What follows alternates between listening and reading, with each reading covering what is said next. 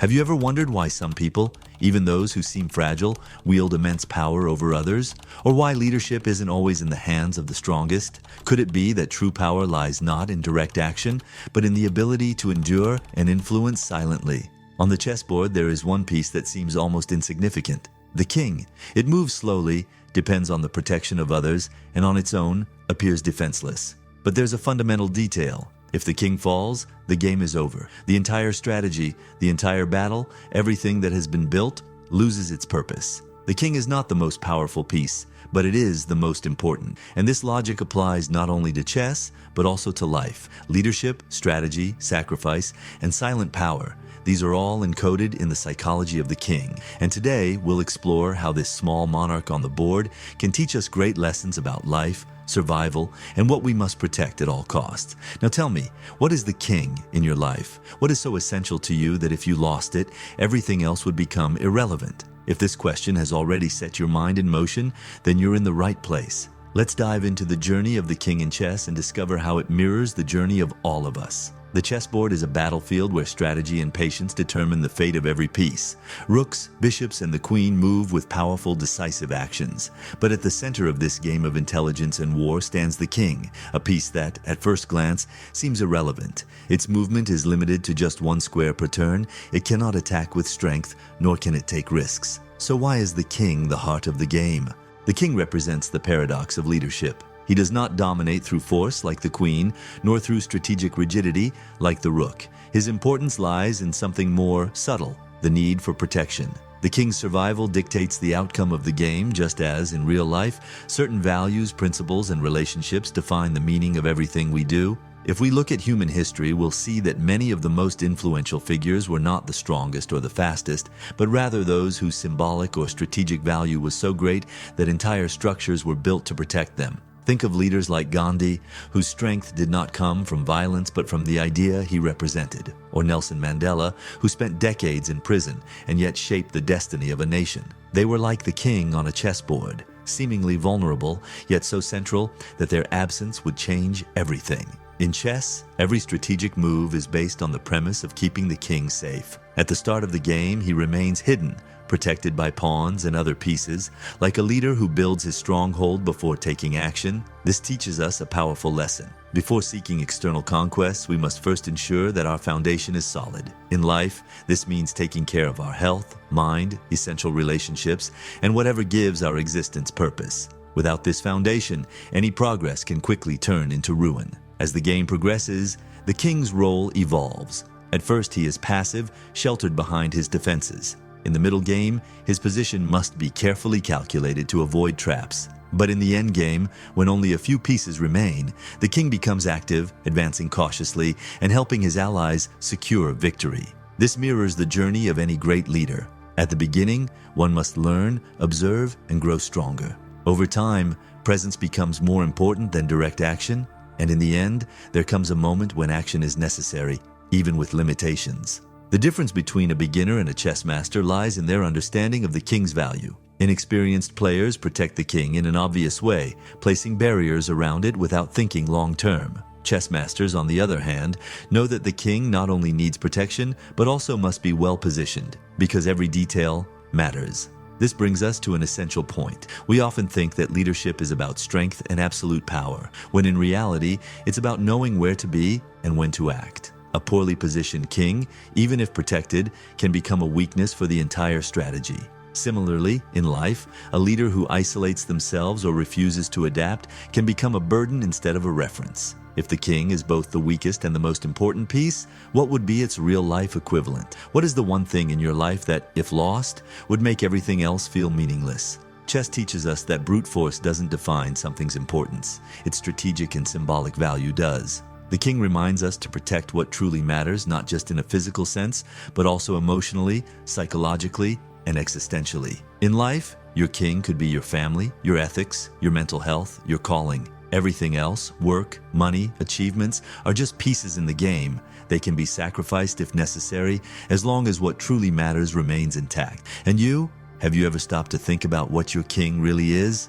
The game of chess didn't emerge out of nowhere. It is the result of centuries of transformation, absorbing cultural influences and reflecting changes in how humanity understands power and leadership. The king, the central piece of this game, has also evolved throughout history, mirroring the role of rulers in the real world. It was born as the Raja in Indian lands became the Shah in Persia, and when the game reached Europe, it took on the identity of medieval kings, figures who couldn't win battles on their own, but whose fate determined the future of their kingdoms. In 6th century India, where chess was born under the name Chaturanga, the king was already the heart of the game. It represented the monarch who, just like in real life, couldn't risk being on the front lines but had to be protected at all costs. It was a direct reflection of the military structure of the time, where rulers played a symbolic and strategic role, leaving warfare in the hands of their generals and soldiers. When chess traveled to Persia, the Raja became the Shah, and with that came one of the game's most iconic expressions,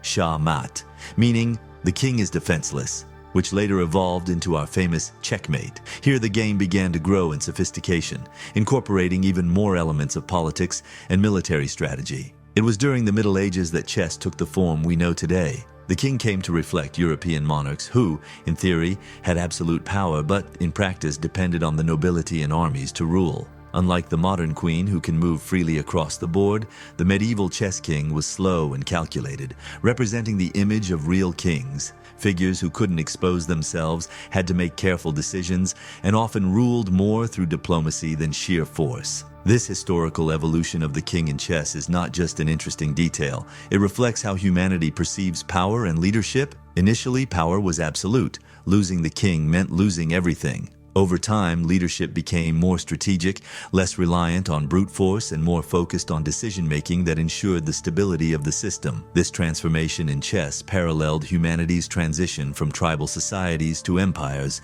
from absolute monarchies to constitutional governments, and more recently, to a world where leadership is often exercised through influence rather than direct command. The king, in his slowness and fragility, serves as a reminder that leadership has never been about always being at the forefront. He symbolizes the need for a core of stability, a fixed point that keeps everything around it in motion. Just as a poorly positioned king on the chessboard can compromise an entire strategy, a leader without clarity about their role can drive an organization or even an entire civilization to collapse. In the modern world, the concept of leadership has changed drastically. Today's leaders no longer rule by divine right or fear, but through trust, knowledge, and the ability to inspire those around them. The king in chess still represents this need for stability, but he also reminds us that no matter how important we are, no one wins a battle alone. The king depends on his pieces just as much as a leader relies on their team. But the most fascinating thing of all is that, despite all these changes over the centuries,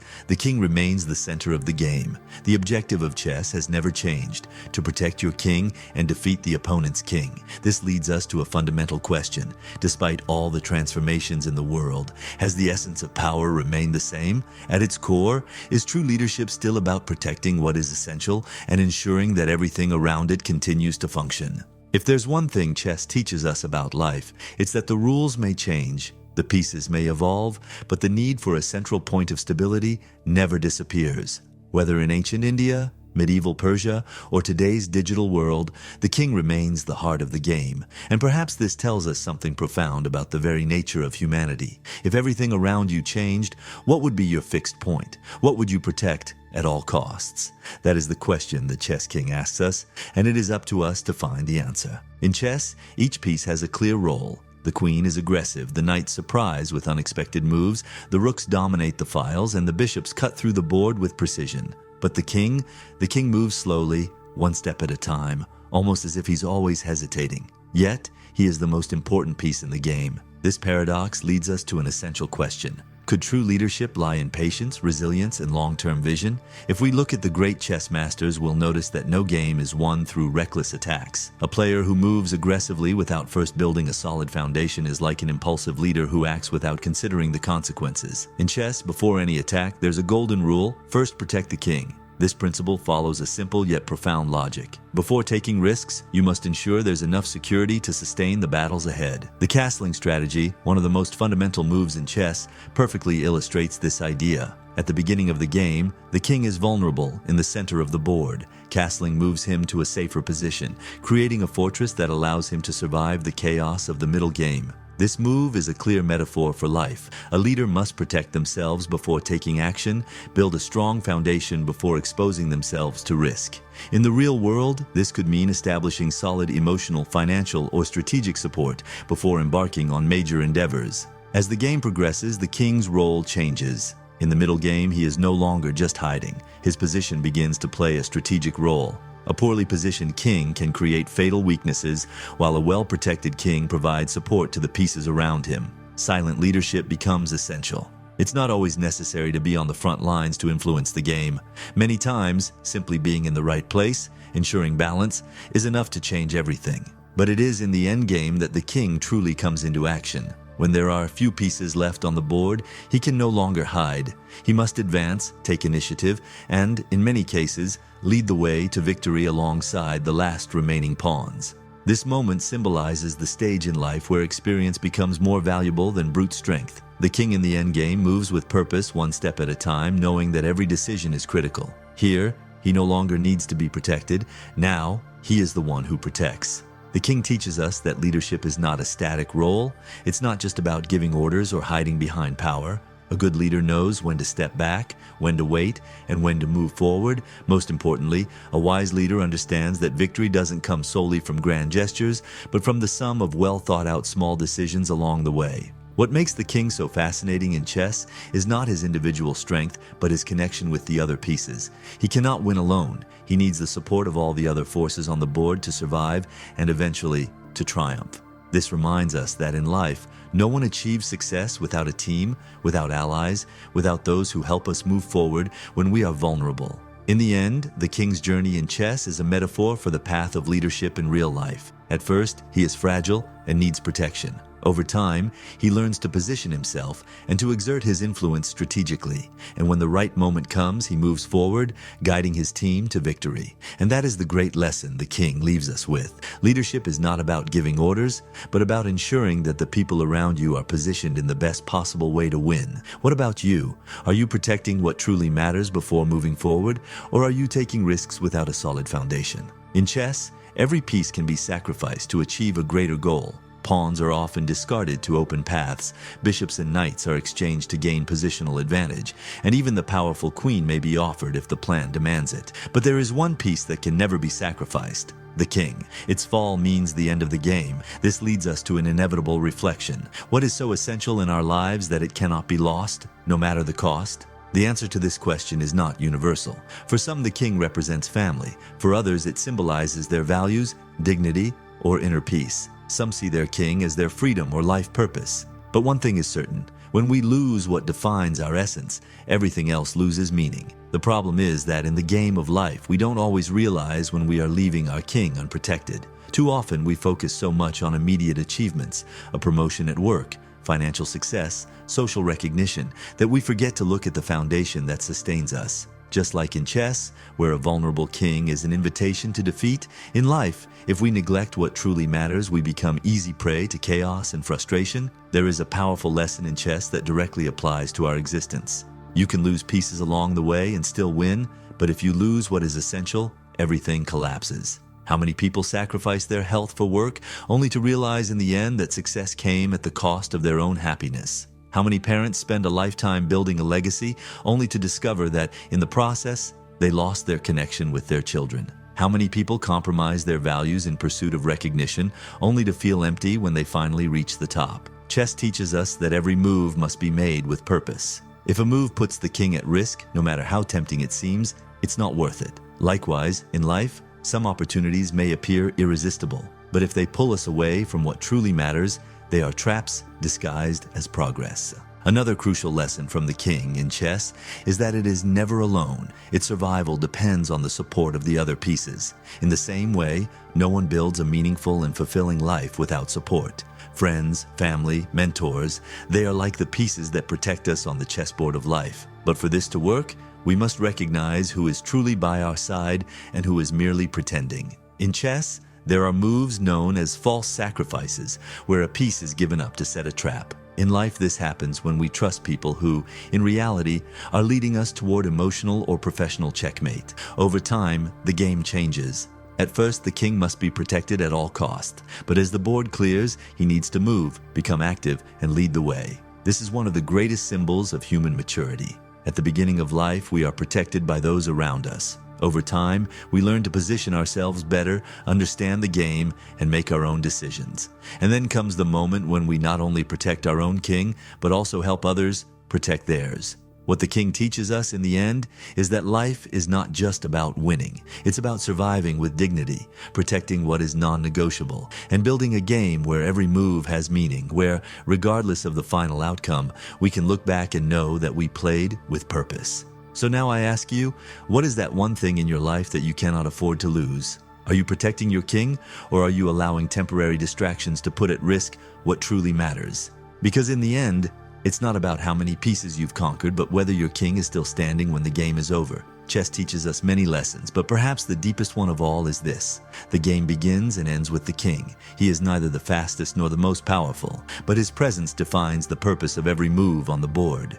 Just like in life, where we may lose battles, give up certain opportunities, and even change the course of our path. But if we lose what truly matters, the game ceases to make sense. The psychology of the king is the psychology of survival, patience, and strategy. It is understanding that strength is not just in the attack, but in resilience. That leadership is not just about giving orders, but about knowing how to position yourself. That victory does not always mean defeating the other, but standing firm until the very end. If there's one great truth in chess and in life, it's that every move matters. The decisions we make today define the opportunities we'll have tomorrow, and above all, what we protect along the way defines who we truly are. The king teaches us that to win, we don't need to be the fastest, the strongest, or the boldest. We need to be the most aware. We must understand that some pieces can be sacrificed, but others cannot. And in the end, the greatest victory is not defeating an opponent. It's ensuring that what we value most remains intact. So before making your next move, pause and reflect. Are you protecting what truly matters? Is your king safe? Or are you exposing it in pursuit of small victories? In chess and in life, sometimes the best move is to step back, reorganize, and make sure that, in the end, the game is still yours. Because at the end of the day, it's not just about playing well, it's about playing with purpose. If you've made it this far, it means that, in some way, the king's journey resonated with you. And honestly, that's the true purpose of this video, to make each of us pause for a moment and reflect on what really matters. If the king in chess represents what cannot be lost, then each of us has our own king. For some, it's a dream that cannot be set aside. For others, it's the people who make all the difference. And for many, it's simply the will to keep moving forward despite the challenges. The truth is, no one plays this game alone. Just like in chess, where every piece has a role, in life we all need support. So if this video made sense to you, if it gave you a new perspective, I invite you to continue this conversation. Comment below, what is your king? What is that one thing you protect at all costs? If you haven't subscribed to the channel yet, now is a great time to do so, because every week we share insights that go beyond the obvious, ideas that challenge, provoke, and make us see life from a different perspective. And if you want to keep exploring these ideas, there's another video popping up on your screen that I think you'll enjoy, but I won't tell you what it's about.